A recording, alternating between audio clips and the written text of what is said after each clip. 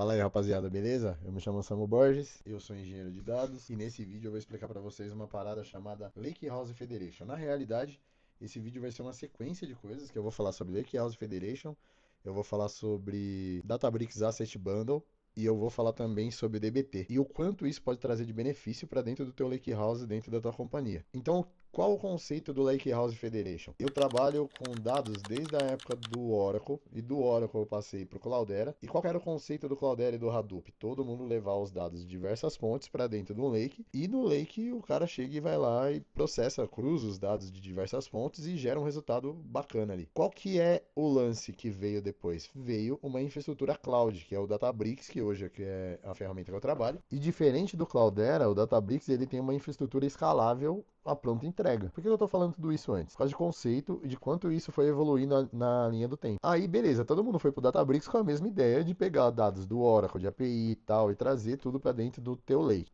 Qual a lake que eu trabalho? Eu trabalho com um stack da Azure Databricks, e eu faço isso há bastante tempo, apesar de eu conhecer outras clouds. Mas a que eu me especializei mais foi essa. Hoje, todo mundo traz isso para dentro de um storage account da Azure, e esse storage account, o que vai acontecer? Quando você vai a longo tempo armazenando informações e só trazendo dados, você vai trazer coisa necessária, desnecessária, você não vai ter política de retenção caso você não tenha governança, e isso vai ficar caro ao longo do tempo. Eu vou dar um exemplo bem básico mudando de tela aqui, ó. Se liga só.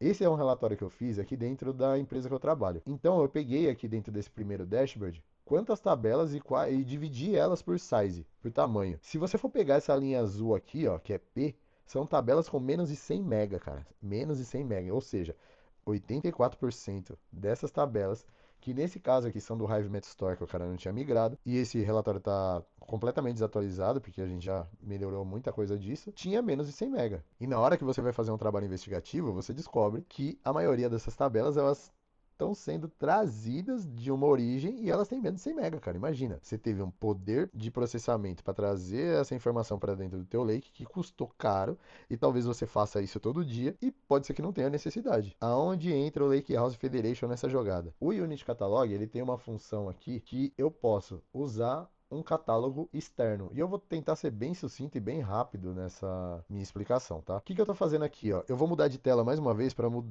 mostrar uma parada para vocês. Se liga só. Isso daqui é uma conexão com o Azure SQL que eu tenho. O que eu tô fazendo aqui? Eu peguei um dataset do Holistic e trouxe para dentro desse SQL. É um SQL fake aqui, ele nem é dado produtivo nem nada.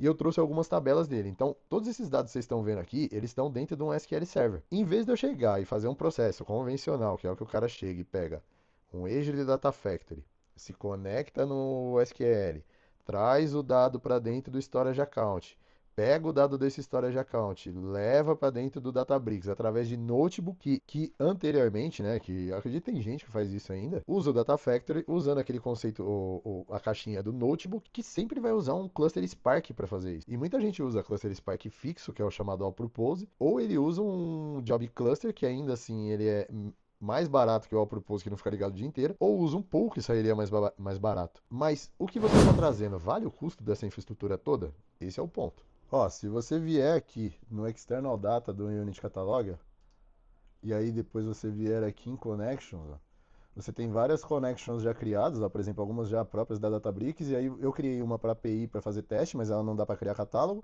Criei essa do SQL, mas olha as possíveis que tem, né? Já tem. Então, por exemplo, eu dou um nome para conexão aqui, por exemplo, o Oracle. E aí eu tenho Redshift, Synapse, Databricks, Analytics, Google Analytics, Raw Data, mas eu não sei se esse dá para montar catálogo. BigQuery eu sei que dá. Hive Metastore, por exemplo, um Cloudera, ou até um Hive Metastore de outro Databricks dá. O HTTP foi o cara que eu fiz, esse não dá para criar catálogo. Ele dá para até você criar a conexão, mas usar ela dentro de uma função, sabe? Aí tem o MySQL, o Oracle, Postgres. Power BI eu não fiz teste, depois seria legal dar uma olhada na documentação. Salesforce, porra, imagina você bater direto na base do Salesforce e você pegar o dado em tempo real, né? ServiceNow, Snowflake e SQL Server, que é o caso que eu configurei aqui. Então, são essas as possibilidades que eu tenho de fazer conexão de Lakehouse Federation. Colocar algumas delas eu consigo colocar no catálogo para já fazer cruzamento de dados com o que eu já tenho. Ou às vezes até, por exemplo, eu ter um Oracle, um Salesforce e um dado aqui do Databricks e cruzar os três, inclusive, sem eu precisar fazer ingestão desses outros dois que não estão no Databricks, né? Se vocês forem pegar para ver aqui em Details, eu estou fazendo uma conexão com um SQL Server aqui. Deixa eu ver se eu pego dentro do Overview aqui do lado. Tá vendo Connection?